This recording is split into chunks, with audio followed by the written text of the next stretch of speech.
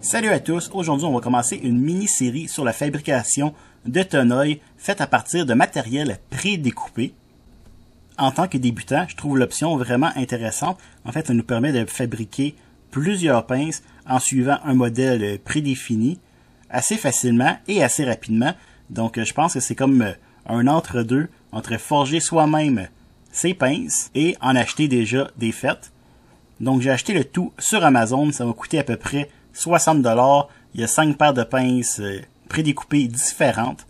Donc ensuite il va falloir les forger évidemment, leur donner leur forme et tout ça.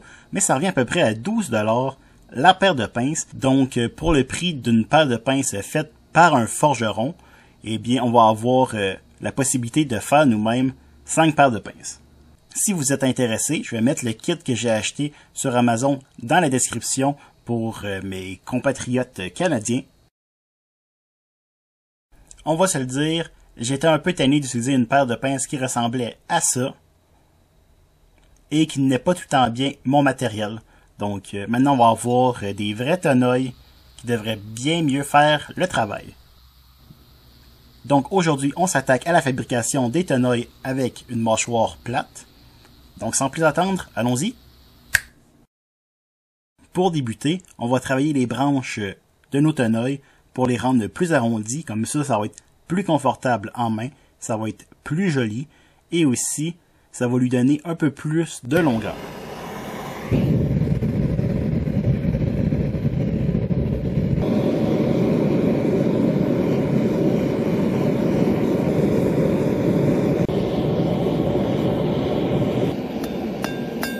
Pour arrondir nos branches de nos toneuils, on va venir frapper les arêtes. Donc on va utiliser le marteau et l'enclume pour venir arrondir le tout. Et ça prend un certain temps, donc je vais vous mettre ça rapide.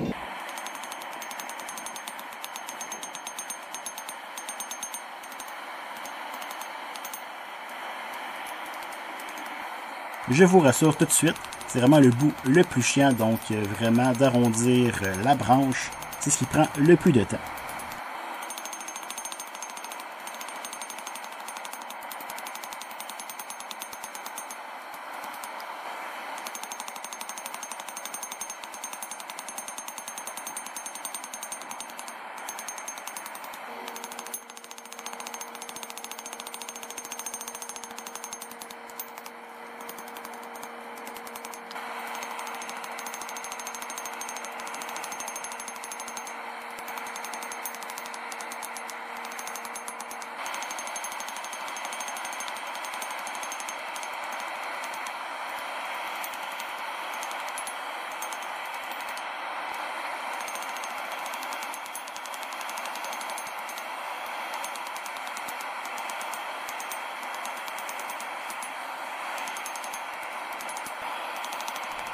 Ouais, c'est loin d'être mon meilleur arrondi. Par contre, je l'assume, je suis débutant. Rendu là, on peut juste s'améliorer.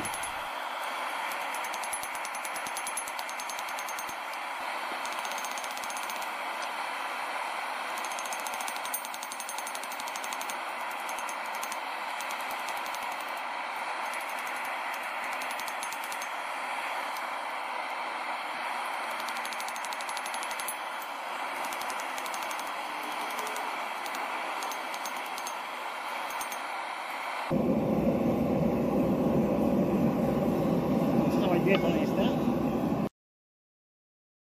Maintenant, on s'attaque à la deuxième branche. Donc, je vais vous éviter de vous montrer encore le même processus que pour la première. Donc, on va aller plus vers la fin. Donc, maintenant, on peut la comparer à notre première branche et voir comment elle s'est transformée.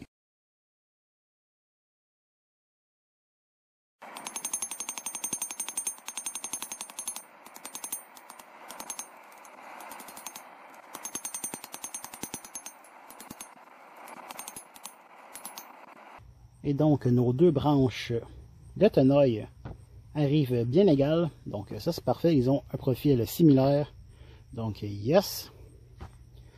On vient d'étirer et d'arrondir les branches des toneuils. On va voir qu'ici, il y a une petite affaire plus longue, mais ce sera pas très dérangeant. Donc ici, on est sur un bout un peu plus le fun. On va travailler sur la mâchoire de nos toneuils. Ici, on peut reconnaître le profil de notre tenaille, donc le bout arrondi sur le dessus. Si vous êtes droitier, donc vous allez tenir la tenaille de la main gauche, vous voulez tourner le petit bout dans le sens anti-horaire pour que la paire de pinces roule dans votre main. Et donc, si vous êtes gaucher, vous voulez tenir la tenaille dans la main droite et vous allez tourner le petit bout dans le sens horaire.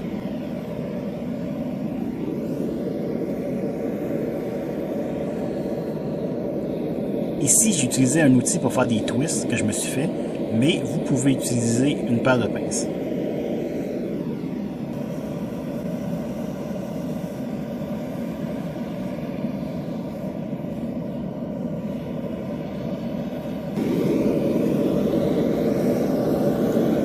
Même chose pour la deuxième mâchoire.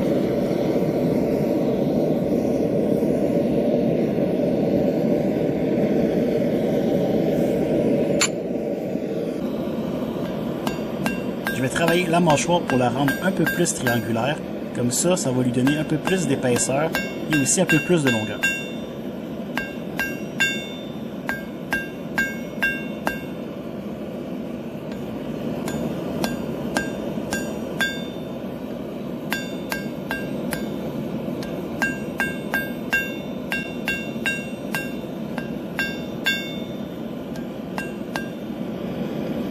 Même chose pour la deuxième mâchoire. On voit que nos deux moitiés de tenaille ont une forme semblable, donc ça c'est parfait.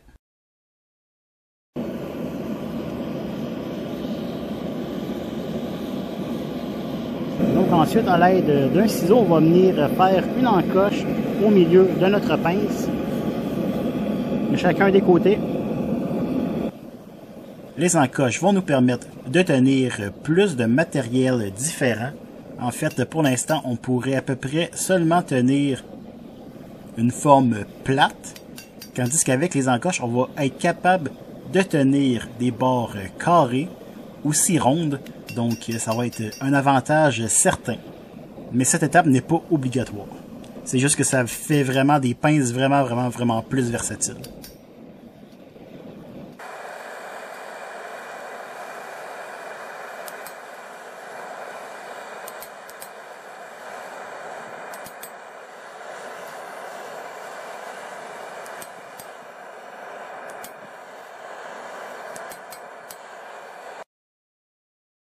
Donc à l'aide d'une barre carrée, on va utiliser un de ces coins pour venir donner la forme qu'on veut à la ligne qu'on vient de créer.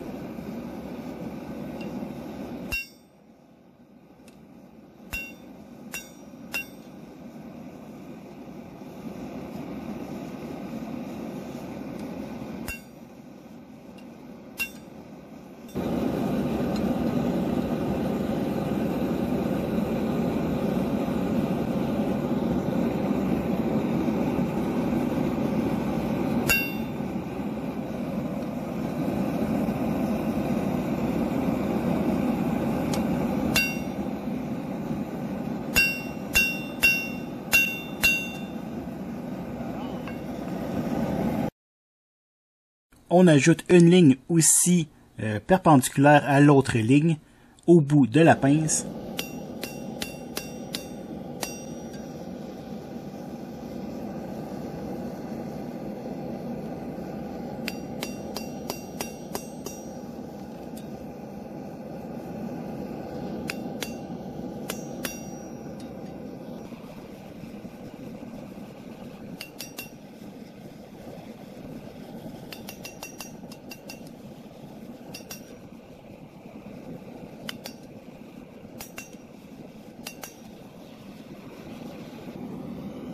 Donc on fait comme tantôt, on prend une barre carrée et on vient marquer un de ces coins sur la ligne qu'on vient de faire.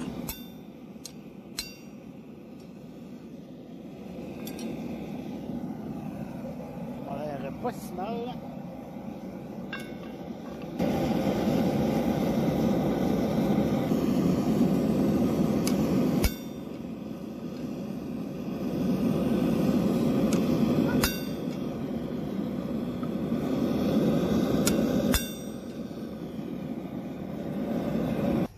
Voir qu'ils sont bien semblables. au niveau de la forme. On se prépare à installer notre rivet et ensuite on va pouvoir faire les ajustements finaux au niveau des mâchoires. Donc on va prendre nos deux paires de pinces, on va puncher ici, direct au milieu de chacune des deux branches et ensuite on va percer avec une mèche 1/4 de pouce parce que le rivet qu'on a, qui nous est fourni dans le kit, est 1/4 de pouce.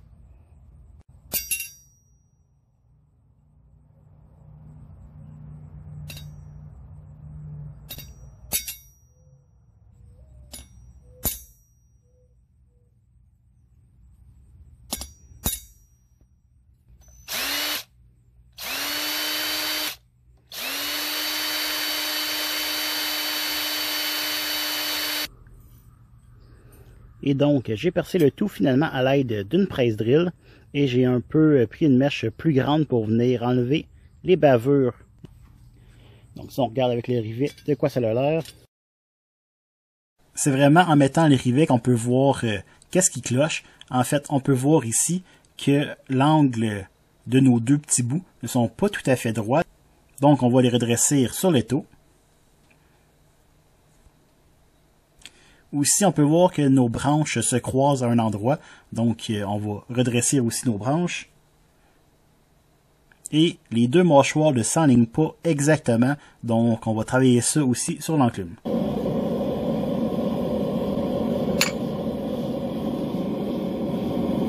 Ici, on arrange l'angle de la mâchoire. Même chose pour la deuxième mâchoire.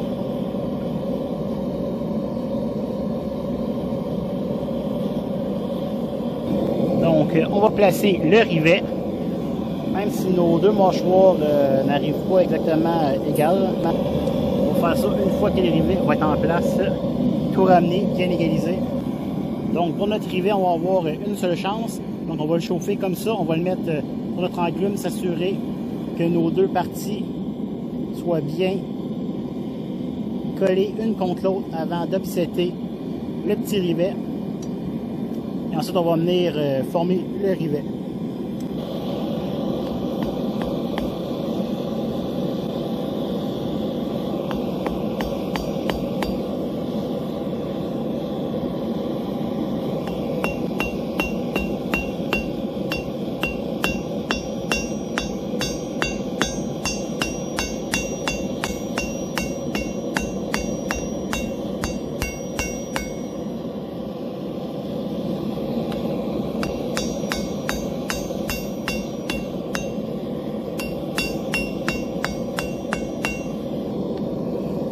Avec la chaleur qui reste, on va ouvrir et fermer les pinces et comme ça devrait ajuster notre rivet pour ne pas qu'il soit trop serré. Donc ça c'est très bien.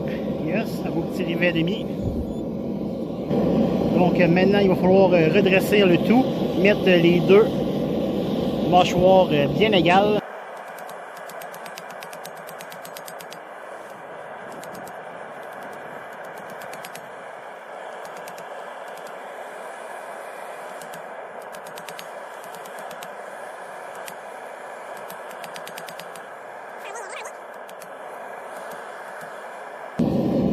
Donc voilà, c'est à peu près égal. Donc ce qu'on va faire, on va faire un autre chauffe. On va venir essayer d'écraser cette partie-ci ensemble.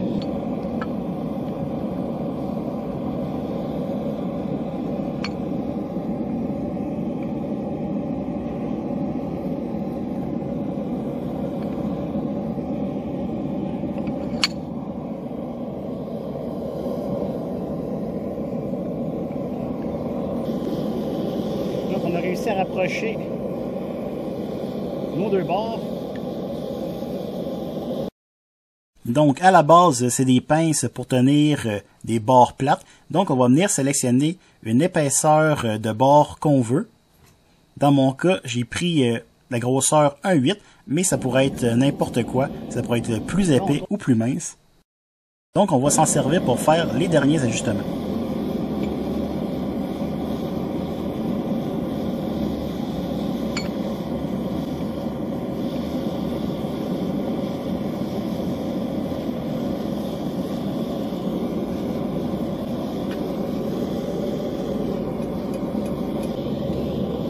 on va réaligner les mâchoires et ensuite refermer notre rivet.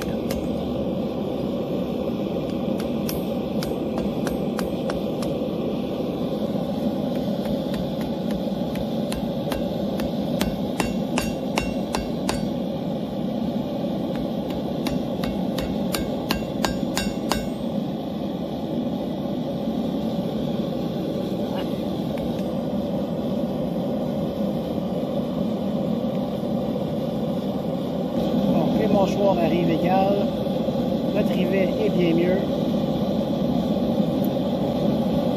Ça m'a l'air pas mal bien.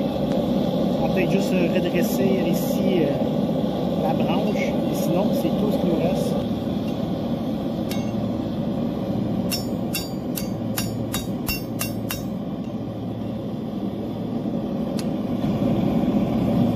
Si on regarde ça, on a une belle paire de pinces, ça tient bien dans la main. Ici, on va refaire notre ajustement pour retenir le 1,8.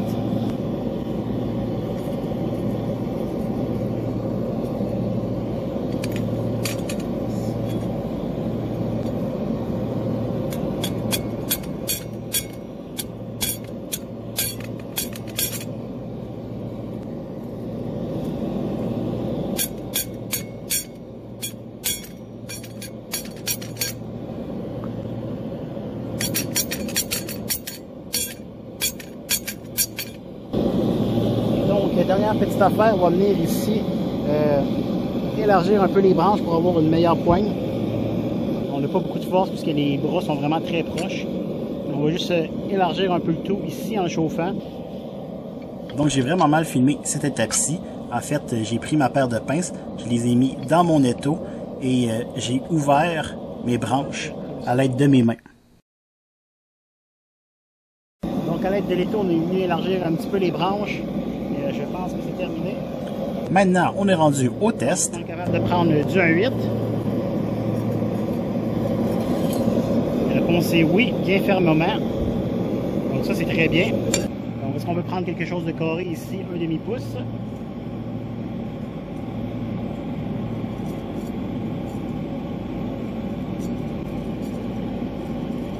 Pas vraiment, mais 1 demi-pouce, c'est beaucoup.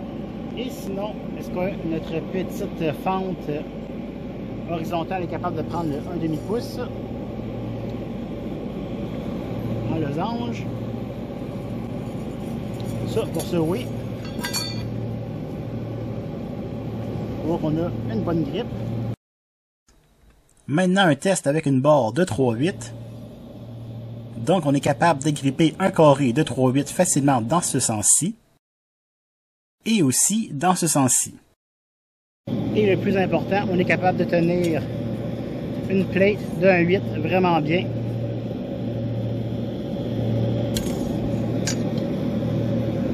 Donc c'est ce que j'appelle un succès. On est maintenant rendu à la finition. Et donc, petit coup de brosse. Fini à la cire d'abeille.